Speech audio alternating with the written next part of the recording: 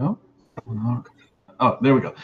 Hey there, everybody. Welcome back to another Around 30 Minutes. And tonight, or today, not tonight, well, tonight over where they're at, I have a special guest. I got Mr. Dave. How you doing, fella?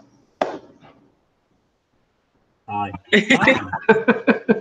And that's Dave right there. And the better half of their little relationship is Emily. Hiya. Thank Back you very much. again. Thank you very much for coming back on. I really appreciate that. And today we are going to talk about Bumblebee the movie. So if you just joining in, if you're watching, there's going to be spoilers. So if you don't want to hear that, watch it some other time and everything. So offhand, I want to say right now, what do y'all give it out of the 10? Now is it like a 10? 10 is I would most probably give it like an 8. Okay.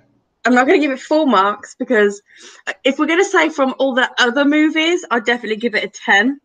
If we're going to say like marks from all just the movie itself, just the movie is alone. I guess you can say it's a 10 from as far as the other 5. So this is 6-1. You would give it a 10, but as just a standalone movie, what would you give it? You go first because you've got a big ass smile on your face. I'm gonna give it a 9. You're gonna give it a 9? Wow, a 9. Yeah. You do have really poor I've got quality. a terrible taste in films, and I already love the movies. But I want to say, because I said we went to our local toy shop today, and the guy who owns the toy shop, Dave, if you ever watch this, hi. Hey, I said to him, I just don't want to tell people what I think of the film anymore because I'm renowned for liking the movies. So I'm tainted as hell. So it doesn't really mean anything. But I absolutely. No, it means something, man. I mean, it's your opinion. I mean, I think it's one of the better movies I've watched this year. I think it's the best movie I've watched this year. Yeah, but then we haven't watched that many movies. No. So you're saying the best, like overall, like all the movies? I think it's been the best movie I've seen this year. Wow. Really? Yeah. That is interesting. It's not perfect, but I didn't not lose. This year, Was it? Yeah, but okay. So second best then. Okay. What was the first one? What did you say? It's all right. Infinity War was pretty good. I'm going to put that out there. That was a really good movie. I wouldn't put Bumblebee as on the same level. I'll probably give Bumblebee. I want to say a 7.5, close to 8, give or take. That's fair. So it was the first. Okay, just want to put this out. The first 10 minutes, orgasm. I mean that is what a Transformer movie should be. Yeah, definitely.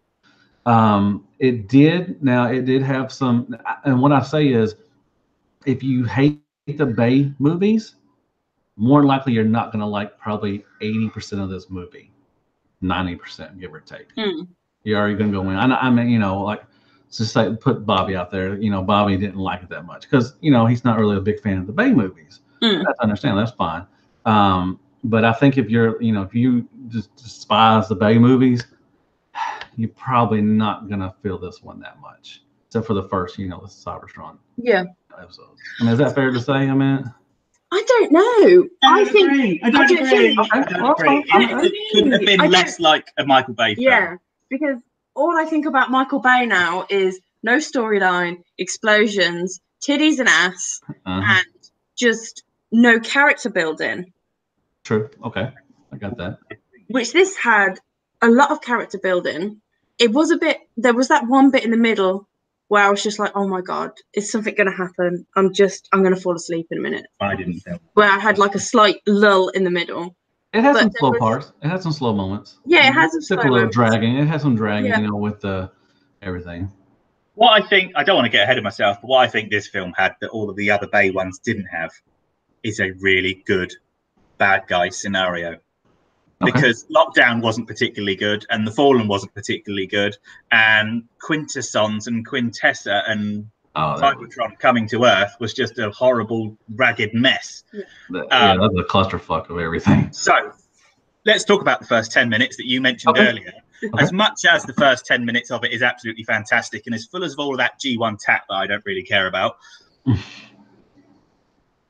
it showed an absolutely terrible, horrific scene with a very, very evil, motivated bad guy literally rip the throat out of Bumblebee and throw him off a cliff.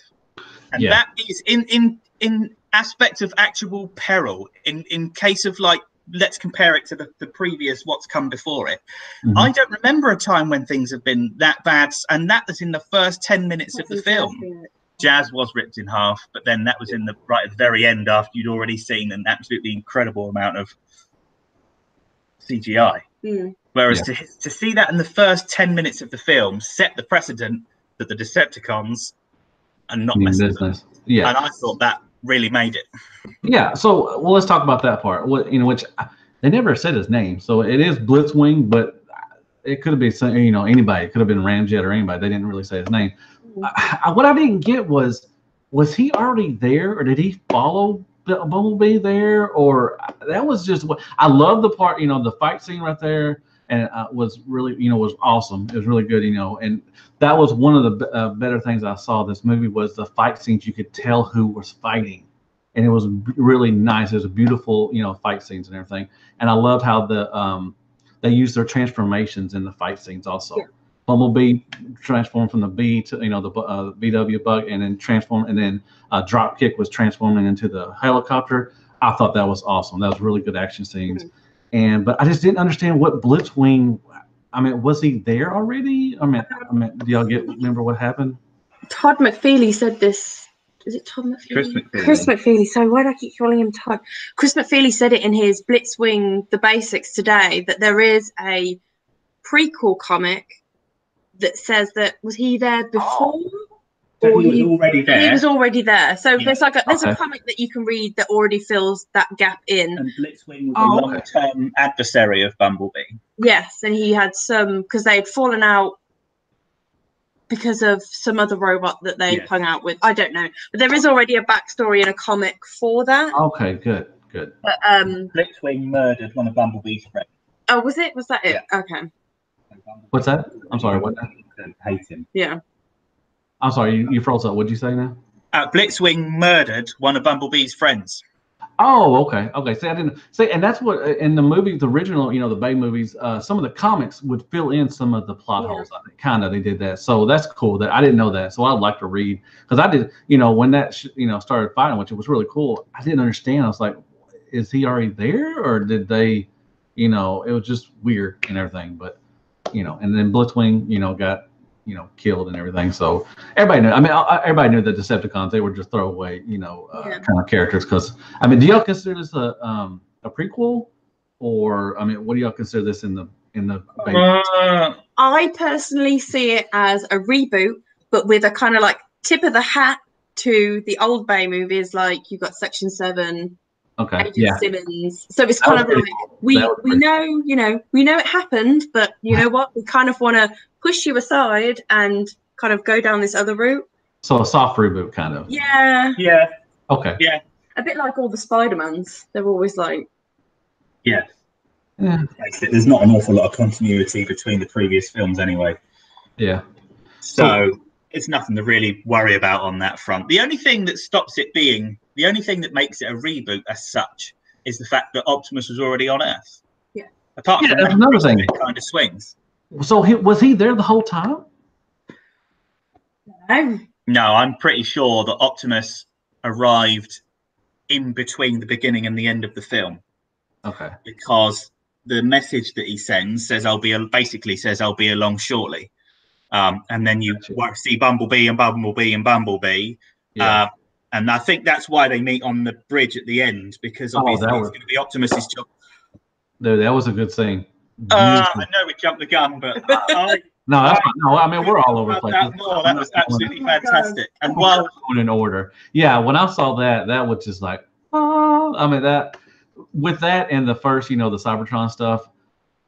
That was just, my nipples got hard. I'm not gonna lie. it was awesome. That was pretty cool. You grabbed my arm and you just went. I did.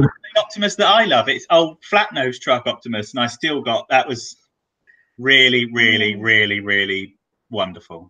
Yeah. Just to see it on this picture, and even when I saw the first one, which I like the first one, the best one out of all of them. When Optimus Prime, I remember when I was watching in the movie theater, and they showed Optimus Prime changing to the truck and everything. People stood up and clapped. And then when he first talked, that was, it gave me chills. I got goosebumps because it was just cool to see that, to hear Optimus Prime and Peter Cullen voice him. It was just like, it was awesome. And then to see that, ending scene was just, bravo. That was really all the time, don't you? That is my G1. Yeah, your G1 is that Optimus Prime, that movie Optimus Prime. But they did that whole scene with Bumblebee when Bumblebee transformed from VW to robot. They did that really intricate transforming scene as well. So they kind of reused. I mentioned that. Yeah, the transformations were really good. They did have the like the Optimus Prime moment where it takes 15 minutes to transform, and that's fine. But other than that, the transformations were clean and they looked really good, and I was really impressed with that. I think that was down. So this is the point where I can get arty-farty about it, because if you talk to artists and an artist has got 10,000 colours to use, they get all prissy about it, and they want to emulate what it is they're painting exactly. Yeah. And if you give them a pack of 10 colours, most artists prefer painting with 10 colours and mix their own palette. Because if you've got too much choice, you almost spoil what you're doing. Yeah. And by restricting the budget so much, they could afford to actually concentrate on the things that felt more important. Yeah. Whereas with a blank check, it turned into a convoluted mess, which was a shame. And I think that's with the transformation, like I said, in the fight scenes, like they're so much clearer. Like when he fought Dropkick. Yeah. It was a good scene. It was a good fight scene, and everything. So. I thought it was. Sorry. No, go on. We only got to see the advanced preview, so ours don't come out until next week. Yeah. So a lot of people in the UK haven't seen it yet. Boxing Day. Yeah. But we are going to go back and try and catch it in 3D. Like IMAX 3D. Yeah, we're watching that Dropkick and Bumblebee scene was so beautifully shot. I'm just like, oh my God, imagine it in like 3D. We watched it in 3D. Oh, it was. That's why I said the transformations. You can tell in 3D that the transformations were they put a lot of money into it. Yeah. It's really crisp and clean, and it's really, and like I said, the fight scenes, all of them. There wasn't a lot of bunch of explosions, big ones and everything, and that was good. The humor was fine. It wasn't dog humping, and robot humping legs and everything. It had some funny parts. My wife loved it. She really liked it a lot too. Yeah. She thought it was a good, and it's been compared to like E.T., like it was like an E.T. movie, and everything. Yes, very much. I think that's absolutely correct as well. But let's face it, they've been telling stories in cinema for 80 years. Well, no, there's nothing new out there. You're when you watch a movie, you can always take something apart from something back in back in the day that it's going to be compared to that.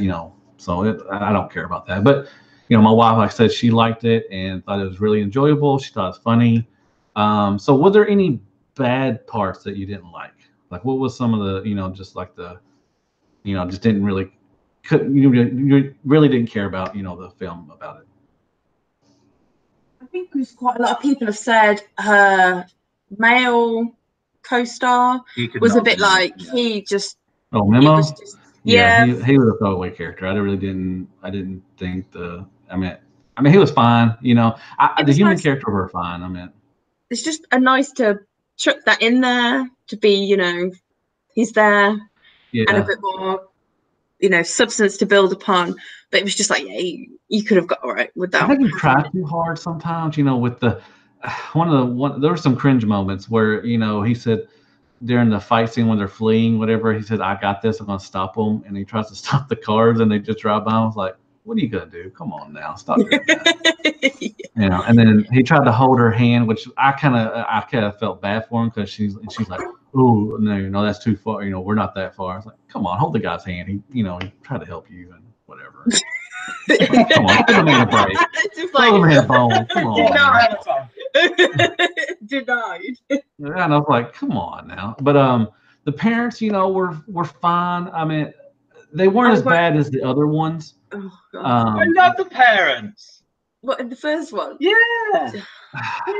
I mean, they were all right, but come on now. Later on, it was just getting ridiculous, with the pot brownies and stuff and all that. I'm just like, come on. But that's bae. But I did like these parents. They were fine. They were funny. They had some good moments. They were, I don't know about chasing, going after her and all that stuff. That was, But, I think the interesting thing with the parents was that it wasn't that the parents changed to suit her. It's that the story really, really intentionally said that she was the one with the attitude problem, and she was the one that changed, and she realised that about herself, which I thought was quite a nice adult way of dealing with that, rather than just blame all the time. She actually just sat there and said, "Actually, I'm a bit of a dick," and just Like, maybe I'm an asshole. I don't know, but everyone has come across that point in their life at some point, and it was nice to not sugar the pill in a kids' film. Yeah, that's true, and it is a kids' film. And I think it's aimed at young teenagers as well, isn't it? Yeah, I think kids are going to love this movie. I think it's going to be, with the Bumblebee. I mean, another point was that Bumblebee, lost his memory and all that stuff, and eventually it just got to the point where it's like, okay, we know, you've lost your memory. You're like a, a sad little puppy dog or whatever. I thought it was kind of funny when he's going through the, the house, but it kind of got a little too long, with the, I'm stupid and, all that stuff. I mean, but it was fine. I feel like the whole film is just an 80s trip, because they've got all that 80s kind of music to it. It's set in the 80s. It's the whole Bumblebee going through the house reminds me of like a scene from Gremlins, where they're just kind of, they start tearing everything up and everyone's like, ha ha ha, look at those Gremlins. Oh, they're so funny. And stuff like It's a Girl Going on an Adventure, a bit like Witch Mountain, Escape to Witch Mountain, or like, just all those kind of like early... Do you think it was too much 80s? But I love the soundtrack. The soundtrack was awesome. Oh, I love the soundtrack. It's really good, But was it too much? Several times throughout the film, just thinking, oh, I've forgotten about that song. That's really good. I remember, because that's what music brings to you. When you hear songs, you're like, I remember when I heard that song. Do you think it was too much 80s? I don't think it can be too much 80s because it's set in the 80s, so nothing can be too much. If it's in that era, I think you have to make sure that the clothing is right and the haircuts are right. Yeah. Because that's the first thing that goes wrong when you set stuff back in time, is that a lot of the background characters don't have the right attire. Right. And this, they did. Yeah. After that, I think I didn't notice it being 80s after a third of the film. Yeah. Because I was so invested in what was going on, because there was an actual story. Yeah. It didn't matter when it was set, because I was suddenly invested in what was happening, and the sad bits and the happy bits and all that sort of stuff. So you wasn't noticing little things. You wasn't noticing the background characters, or any of that stuff, and like the GoBot comic book. And because I said to you, I was like, oh my god, he's reading a GoBox comic. Yeah. I tried to see in Memo's bedroom what toys he had on the shelf, because I was like, oh, I wonder what else. I didn't know that. But they kind of just buzzed it so much that you couldn't quite see, so I wasn't sure. I wasn't sure if he got like a Castle Grayskull on there, or it was really hard to try and make out what was in the background. Yeah, because he was a nerd. I mean, I'm sure he probably had, the toys. I'm going back to watch it next week because I was so, amazed with all the stuff and everything going on. I probably missed lots of little things that, nitpicked and everything. So one thing that was really kind of stupid was, the girls, the mean girls, whatever, were laughing because her father passed away. I was like, how messed up is that? I'm like, oh my god, I forgot about that bit. Yeah, but are you that evil? Oh god, yeah, that's awful. That's just life. That was, I mean, it was, but I was just cringing. I was like, really? You're making fun of this girl because her father passed away? I'm like, man, that would have been fighting time. I'm sorry, I would have got out of beat and I would have tried some whoop some ass. That, you're gonna. I'm trying to think of a film that was in, because she looked like typical like Madonna 80s. Is it Mean? No, but Mean Girls isn't 80s though, is it? That was like early 90s. Mean Girls. Yeah, I want to say late 90s or something like that. Yeah. Maybe, give or take. I don't know. You should know that. It wasn't. Yeah, but I would say at the same time that while yes, it would have been nice to get out and punch her in the face, she was sat in an alien robot. Probably didn't want to bring too much attention to the moment. That is true. That is true. Well, what do you think about the when they sung the touch? What do you think about that? I think you did a little squee, didn't you? I got to watch. I got to watch Stan Bush sing the touch live. Yeah. That's probably highlight of your life. Well, no, but this year certainly being there watching that and hearing the encore and all that sort of stuff. So to see it in the film, even just for that little snippet, I'm quite glad that they didn't play too much of it. I'm glad it was just 30 seconds. I think it was kind of corny, but it was still good. I looked over at my wife and was like, "Oh my God, that's the touch. Are you serious?" And I thought it was pretty cool. It was kind of corny, but it was corny good. You know, I thought it's nice to acknowledge the truth. This is a blatant thing to say to all the old people that are going to watch this film that are in their early 30s, late 30s, early 40s that are sat there just going, this is what we did. Yeah, just the tip of the hat. I mean, and it was really refreshing also that a director knew what Transformers was about. I mean, Michael Bay didn't know jack shit about Transformers. This guy acted like he cared, you know, and knows a little bit about Transformers because you could just see in the film, you know, and everything. And it was really, it was refreshing and everything. And it was a really good movie. I thought, you know, like I said, me and my wife enjoyed it. I'm going back next week, and y'all gonna go see it again too, I guess. Yeah, we are. Well, when it comes out in IMAX at the big screen, because the screen that we saw it on was Screen 2 in our cinema, which is a lot smaller. Ours too. Go back and see it on the really big screen. And the second time round, I think you'll not watch the film quite so much and look for all the background bits that you've been made. Because I love the robots so much, I'll actually be looking at all the robot gubbins on him and seeing what goes where, and just being slightly more nerdy than I normally am. Yeah. Talking about directors knowing their films and Transformers, I just want to say Shatter. Oh my God.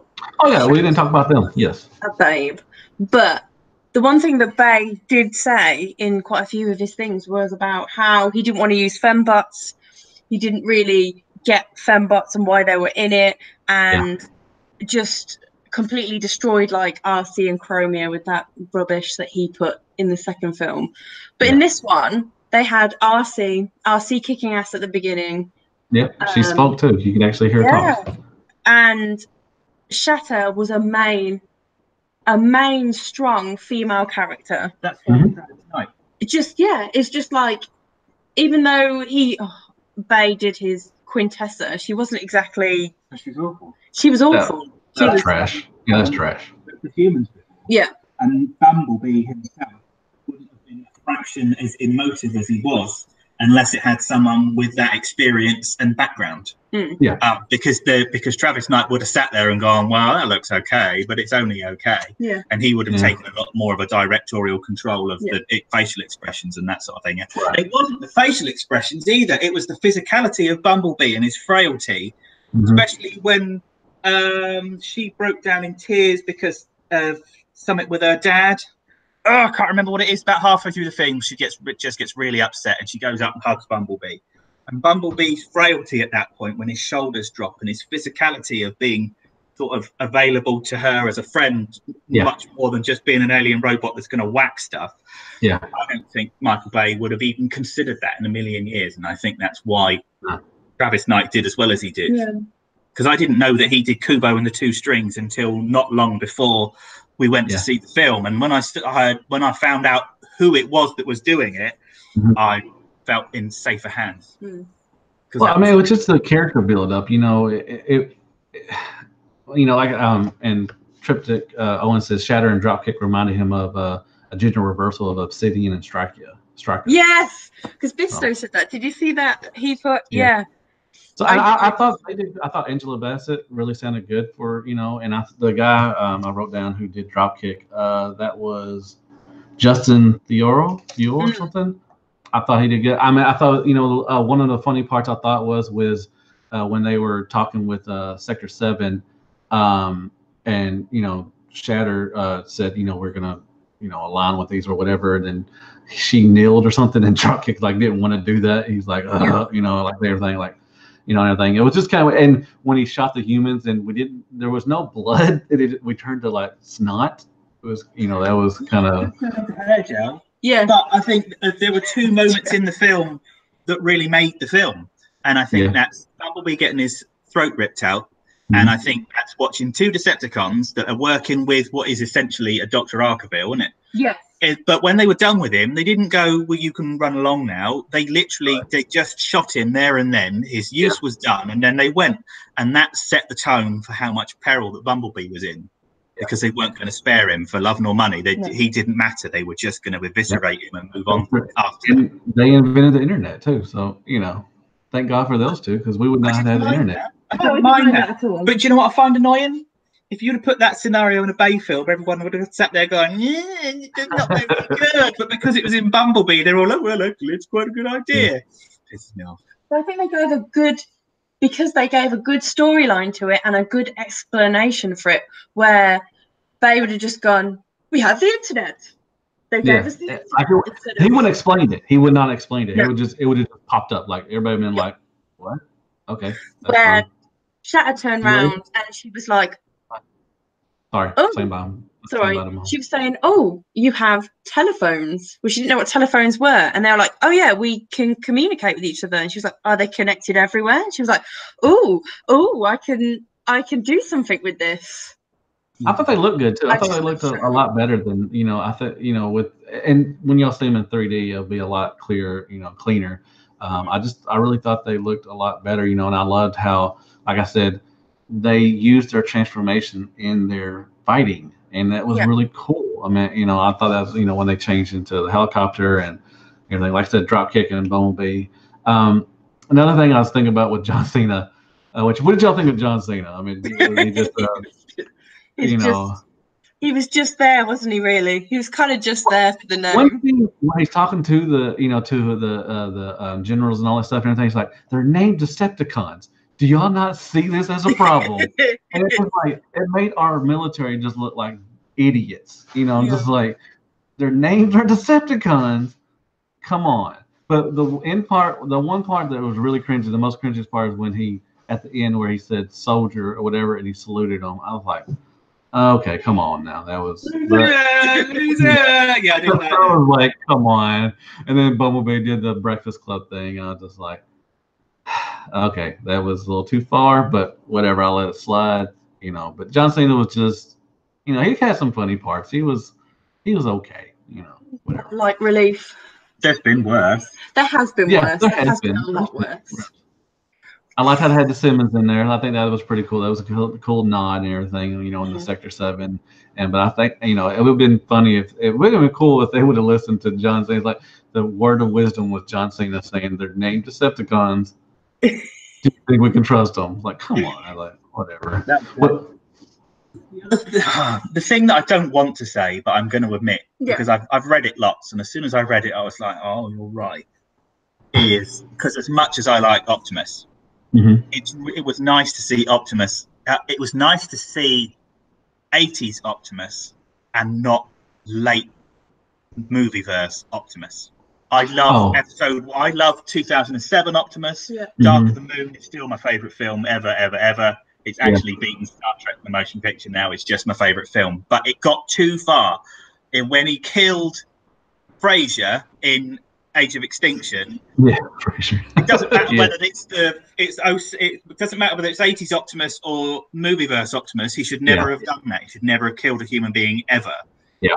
It was nice to see proper Optimus back, and I don't mean in character and look, I mean in tone, in voice. He'd gone back to a sort of War for Cybertron kind of Optimus Prime, and that was really nice because it showed that he wasn't just bitter and twisted anymore. Yeah, I mean, Michael Bay took it. Yeah, like you said, he took it too far. I mean, if you knew what Optimus Prime stood for, you know, in the the G1 and anything, you know, Beast Wars. You know, anything leading up to that, you know, you wouldn't have made him a Stone Cold Killer. You know, that wasn't Optimus Prime. That's not Optimus. I don't even know how Peter Cullen could even been like, yeah, I don't want to sign off on this. I'm sorry, that's not Optimus Prime. Yeah. Money. I love Optimus up till I can't really talk about this because I'm a massive movie fan.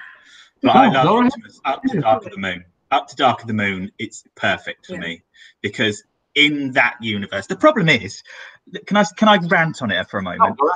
She's like, oh God, I hear this every day. I hear this all the time. Right, so G1, right?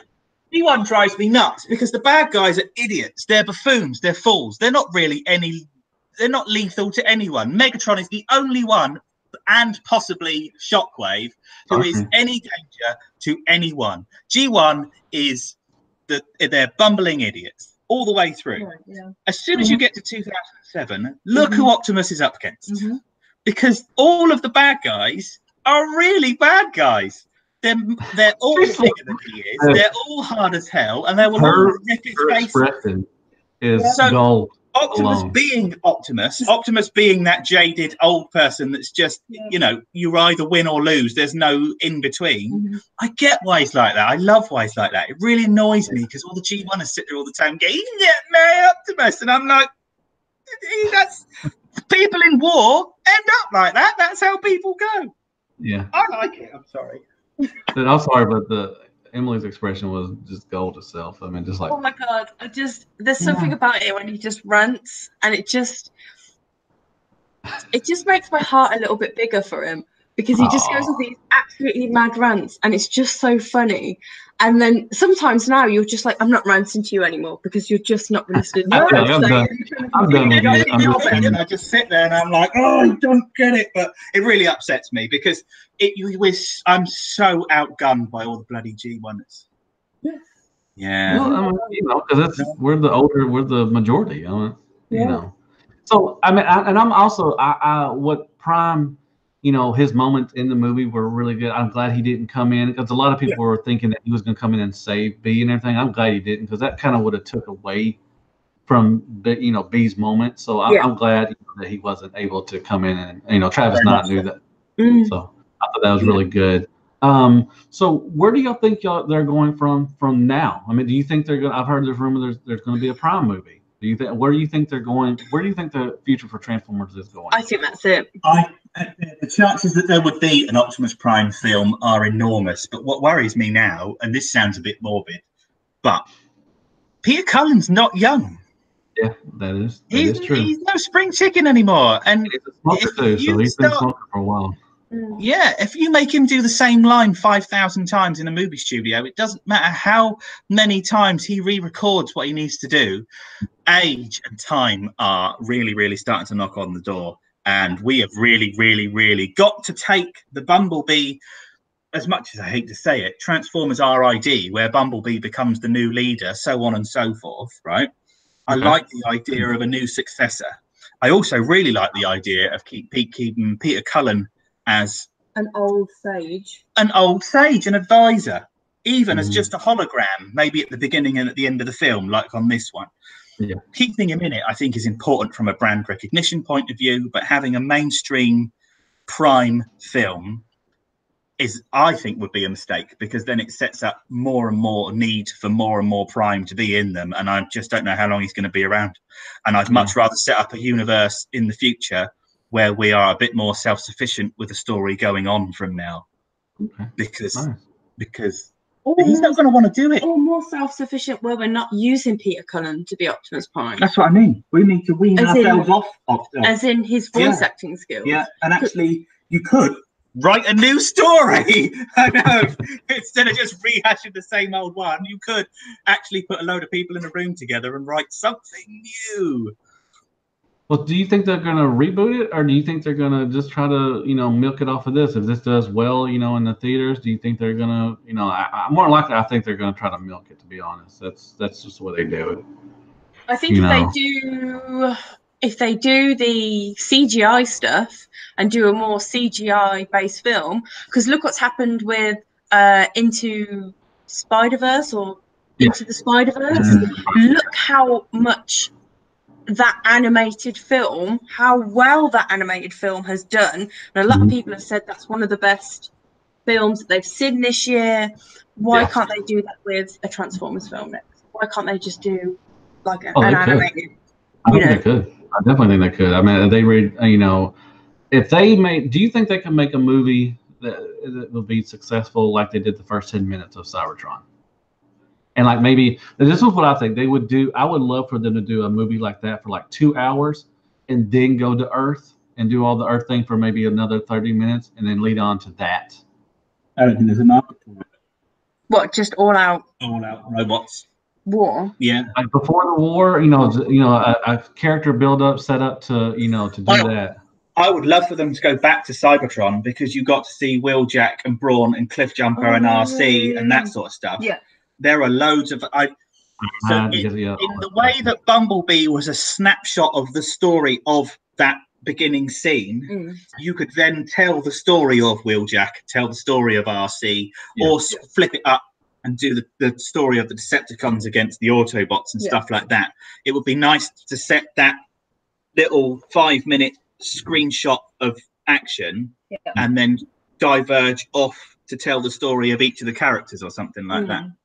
I'd also really like to see, if we're going to keep with Bumblebee, the way it finished with Bumblebee, you could almost do like the A-Team with Bumblebee, and he befriends lots of human characters, and you could do almost a TV series out of that, as opposed to you could do the A-Team, or a Knight Rider. If it's 80s, you could do a series-based thing where Bumblebee's the hero character, can't talk, meets someone new, puts their faith in them, and helps that person for an hour episode, and then you go on to the next one. That'd be cool. Maybe a straight to Netflix kind of thing going on.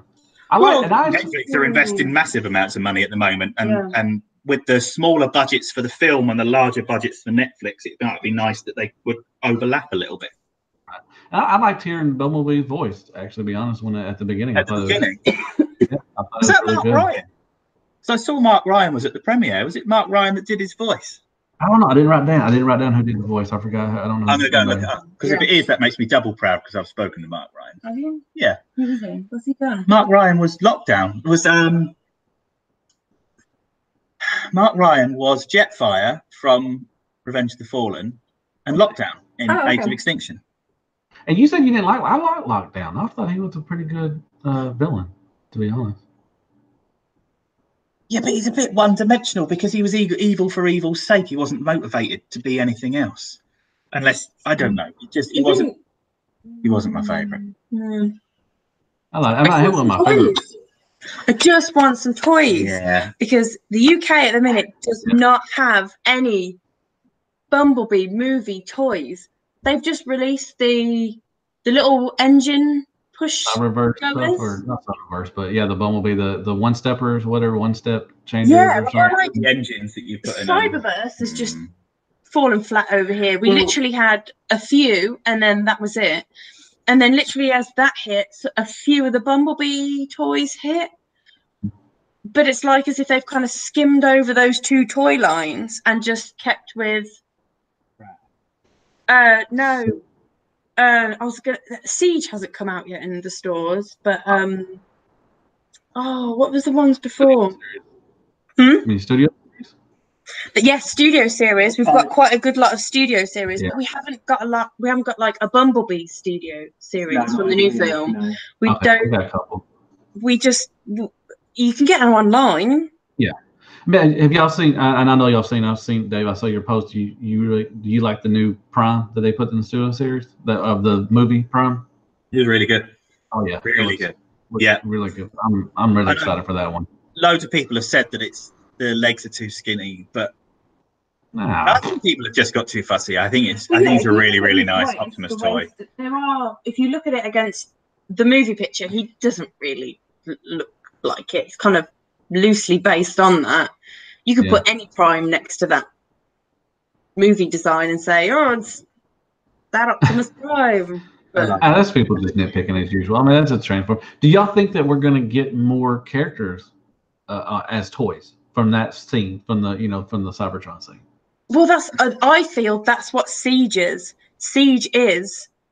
That's true. That is true. Siege is that whole universe, because you've got your Tetrajets, you've got your Soundwave, you've got your chubby Ravage that's just coming out soon. And but at the same time, you could combine awards in that the Siege line at the moment replicates Earth vehicles, but you wouldn't have to do an awful lot of remolding to make them look Cybertronian, and that's when you start being able to introduce more characters using old molds. fiddling with them, making the colours really bright, and then you could do that. And I think that would be a good.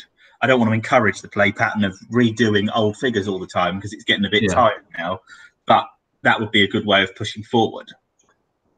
What toy would you like from that scene?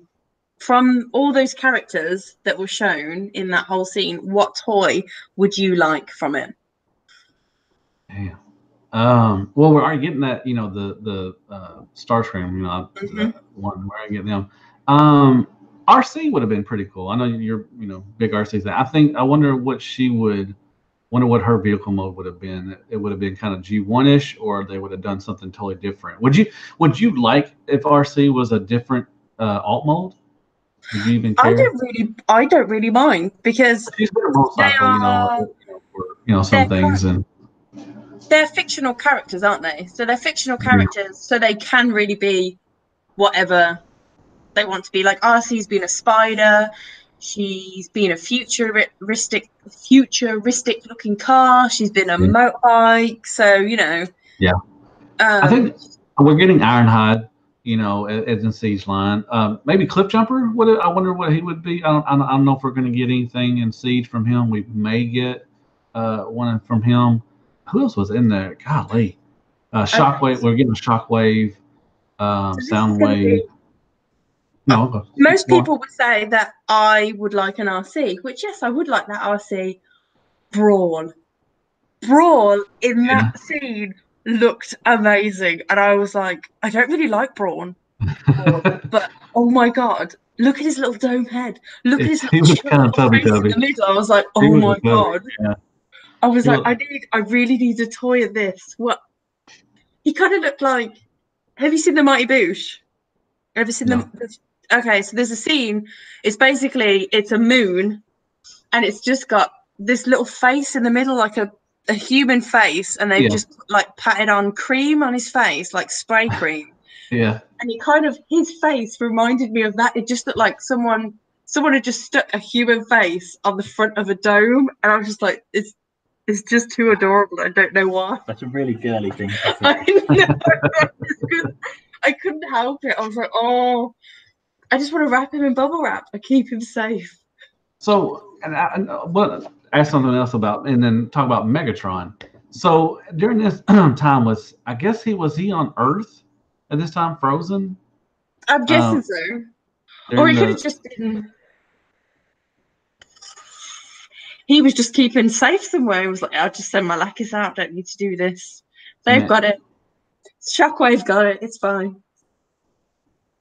What do you think, Dave? What do you think, Megatron? That surprised by having aliens on Earth. And if Megatron, because he would still have been in ice at that point, wouldn't he? They would have. Yeah. Well, when did they get him out? They've been to the moon, haven't they?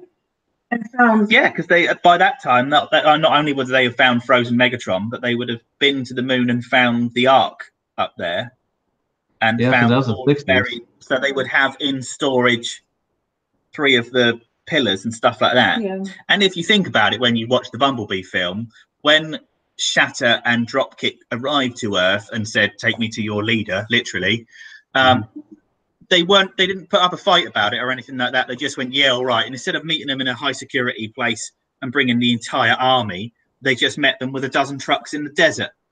And that makes me think the army at? They are aware of what's going on. So the main, the head guy, whatever he got killed and got turned into snot. So he said, what did he at one time say, or any time say that, this is the first time we've seen these or something? They didn't mention it. I can't remember. No, they abstained from talking about the fascination of meeting robots for the first time completely all the way through it. They were all nice and calm and collected. So did Sector 7? Because they mention the Hoover Dam. They did say something about because they came out of the Hoover Dam, didn't they? Yeah. Is that what? Okay, I was going to ask you. Is this time they have Megatron in stasis? Did they have him? They're freezing and whatever. I'm guessing they have him already. Yeah. Or if it's a soft reboot, maybe he just wasn't there. Wasn't there? Because wouldn't Shatter and Dropkick, wouldn't they know that Megatron was there? Oh yeah, they should know. And they should know that, like, the Ark crash landed. I don't see. I have to go watch it back and watch it. I'm just confused about some of the, like, if this is a prequel or a soft reboot. We could take this fairly easily because wasn't it 1979 that we went to the moon, and this movie's in 1987. So they do know so about the government should have known about the Decepticons, should have legally actually had possession of Decepticon materials, like the bit that came back from Sputnik and that sort of stuff. That should have been 7 years worth of. They should have known for 7 years. This is why I like to think it's a soft reboot, because trying to think about all of that stuff and trying to piece all of that stuff together just kind of belittles this film a little bit. You just kind of need to go, okay, let's just put this over here, but we'll just pick these little bits out just to say, we know you happen, but you're not real. People yeah. And then other people's fun afterwards. Yeah. So engineer Hoist in the chat, he said they also already had those electric guns and the harpoon tactics to deal with B, not their first encounter with the MBEs. And they did go to the moon. They get to go to the moon in the 60s. So, if, like you're saying, if it's a soft reboot, they're just doing nods to the movies. But if it's not, then it's kind of you're having plot holes, kind of like you're missing some stuff. Like you already have Megatron. You should already have Megatron. You should have the cube, and everything. You should have all that stuff in the dam. Yeah. But then the film's made by Allspark Productions.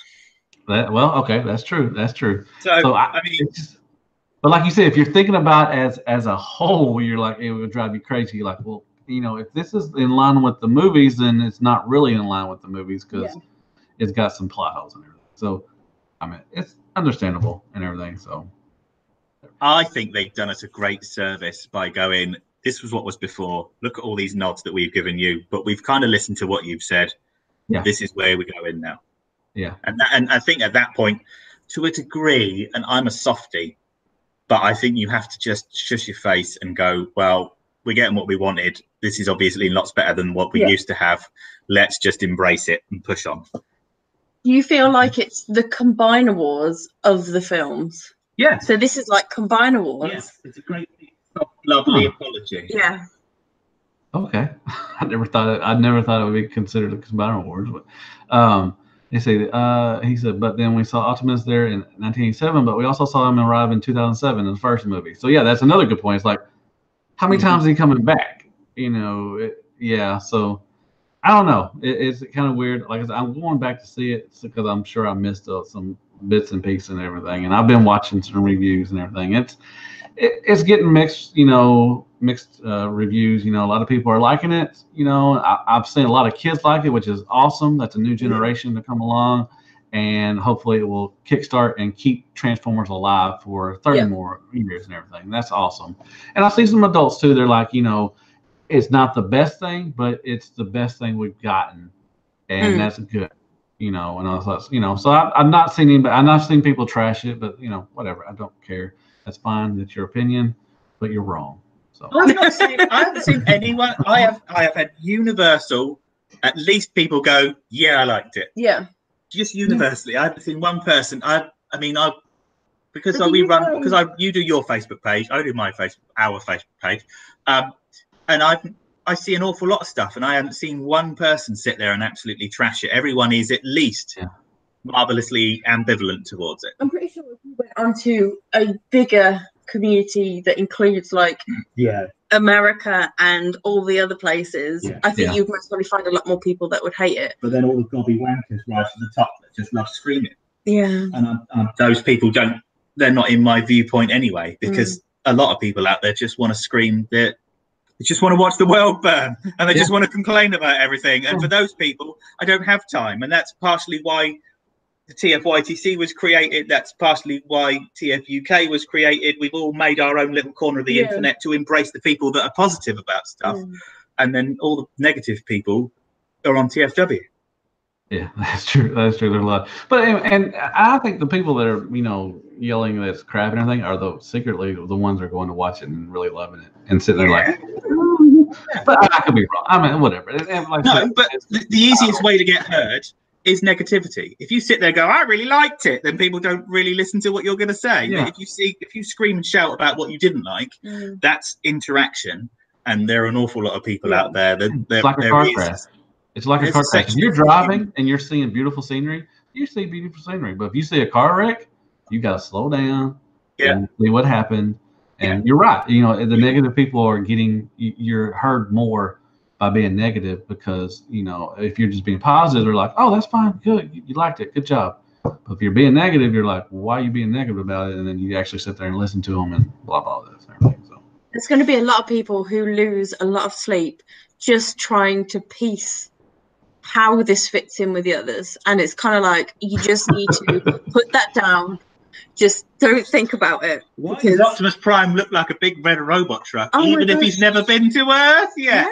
Dun, dun, dun. How did Bumblebee get back to Cybertron without having a rocket pack? But on the bright side, because of that theory, you knew who was fighting who because all the robots were brightly coloured. Bumblebee's bright yellow and Dropkick was bright blue, which is how you know who is who. That was the problem with the old Bay films, is that everyone transferred into a big grey robot. Yeah, they were prototypes, basically. And that's when it all started to go wrong. That's why people said you can't see who's who, because underneath the robot, underneath the car facade, was a silver robot, whereas even Bumblebee's robot bits are still, in part, yellow. Yeah, I think you just go to the movie, and me and my wife love going to the movie. It's one of our favorite things to do. You just kind of dumb it down and just go enjoy a movie. It's a good film, and it's fun, and it's good for kids, and it's got some funny parts. You know, I laughed, you know, and everything's got a great soundtrack, good action scenes. You know, there's some, you know, slow moments, you know, and everything. The build up of the, you know, her and B, and then B being a, you know, a little dog. The whole half the, you know, movie was kind of meh, but overall, it was a fun, enjoyable flick. And I would see it. I'll buy it when it comes out. Yeah. Even if I wasn't a Transformer fan, I think I would enjoy it. Like my wife, she's not a, you know, huge Transformer fan. She liked it. Yeah. So I think that's, you know. When Bumblebee reversed out of the living room and his whole bottom half was still a Volkswagen Beetle, and when he came out of the room, the last thing he did was go like that. He put his thumb up, and putting your thumb up is such a human thing to do. But it was nice seeing that him learning what humanity is. Yeah, it was good comedy. It wasn't stupid comedy for no reason. It all had its place. You know, it wasn't balls from a, you know, a constructed, you know, a Devastator. It wasn't, you know, humping. Yeah, that was bad. It's like, come on now. But yeah, the comedy was, you know, funny, and it wasn't over the top, you know, kind of, you know, balls to the wall kind of thing, Michael Bay and all that stuff. Yeah. So, well, I think we've first of all, I want to say thank y'all very much for coming on. I had a wonderful time. We've been, you know, I was going to do a review thing over the movie. I was like, well, I asked y'all to come on, so that'll be my, you know, little review and everything. But thank y'all very much for taking time out of y'all's busy schedule to come on and talk about this. I had a great and wonderful time. And we didn't even go for an hour as well, so it must have been great fun. Oh God, you can talk. Okay. But yeah, I mean, thank y'all very much for it. I mean, I really I appreciate it coming on and everything. So tell me, I mean, if y'all want to tell everybody where y'all at, you know, and, you know, all that good stuff, and, you know, your reviews and everything. Are y'all going to start doing more reviews together? You can go first. You can say the shizzle. I've really started buying stuff again, and I really want it. I haven't reviewed properly for a year or so, and I think, well, over the Christmas break, I'm going to break out the real camera and do some stuff. I've been watching the other stuff, some of the stuff you've been doing. It's really good. The problem that I have, and I know we're winding this up, but no, actual real production quality reviews are so boring to make.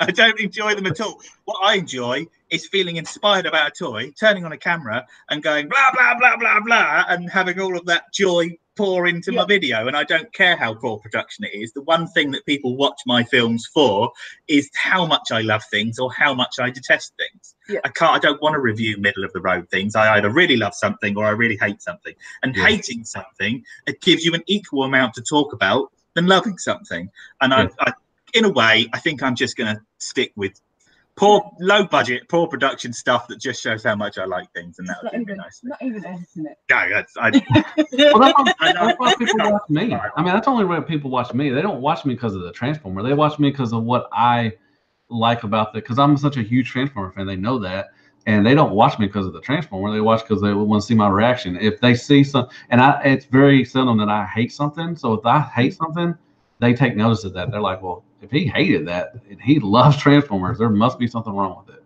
Probably. It's like, you can't, I forbid you from opening any Transformers or any toy without me being there. Because I just love seeing your reactions to the toy that you've taken out. Yeah. I've got to play with some really nice toys lately as well. The oversized movie stuff. I know we've been dissing the movies. Well, I haven't because I love them. But the oversized movie stuff that's been coming over, which although I'm very conflicted about it personally because it's knockoff stuff, and it's just like I've heard good things about it. I mean, I'm not a knockoff collector, but I've heard the Blackout. I've heard is really good. Oh God, no! You've opened a can of worms. You've opened a can of worms. That's fine. I've heard some of the oversized knockoff stuff has been, pretty decent. Not for me, but. And this is still built. This particular one, this exact one, is still built better than most of the Masterpiece stuff. That's as big as your head, man. Oh, it's huge. And I've got Brawl and I've got Bone Crusher. Yeah. This month it's been a tough month, but it's been worth every penny because the toys that I'm getting they're knockoffs, but they're still way better than what you get from Hasbro, which conflicts me horribly. What are we talking about? YouTube/SMSNO. There is no number 1 anymore because I took it away. Yeah. Smuzno. That's just my name now. Or you can come and talk to my lot on TFYTC on Facebook. Just type in TFYTC and it will take you to my little stupid corner of the internet. Awesome. What about you? I'm pretty much the Ford circuit on anything Twitter or YouTube. No, I don't even have really a YouTube. I just use yours. I want to see more. I want to see more of y'all together, dude. So it's class. I mean, it's golden. It's platinum. Whatever you want to say. It's awesome. Maybe you should just, now that you've got rid of the 1, maybe you should put +M. There you go. Oh. Winner, chicken dinner. Once I become really popular because you're on it, that just deflates my ego. Where's the victory in that? I'm only popular because I put Gator in my video sometimes, so that's the only reason why I'm popular is because of that. We should get more Herbie Cat in here. Yes, absolutely. Oh, y'all should have the cat in there every time too. You could do. He's just like, I don't care. You filming something? Yeah, cats don't. Cats have 0 fucks at all. Y'all know Dust. He has some cats and everything, and his Wookiee. He filmed Wookiee one time, and Wookiee just looked at it and just walked away and 0 fucks, given it all. Yeah. So, anyway, but yeah, once again, thank y'all very much. It was a wonderful time. I would love to do this. I would do this with y'all every week if we could, but I'm not gonna bother you with that. But it was awesome. It was an honor to have y'all on here, and I really appreciate it. Thank y'all very much. You're more than welcome. Thank you for having us again. Wow, thanks for having me back. This is your first time. Yeah, I'm just sat here in the dressing gown. Yeah. It's Obi-Wan. Yeah. But thank y'all, and people, thank y'all for watching. I know the spoilers and everything. Hopefully, we didn't spoil anything for y'all. If y'all, gonna go watch the movie, but definitely go watch the movie. It was really good. All that good stuff, and hit that like button, helps the channel and all that stuff. And I guess I will see you on the next review. And as always, hail Hasbro and good night, folks. Bye. Bye. All right. Let me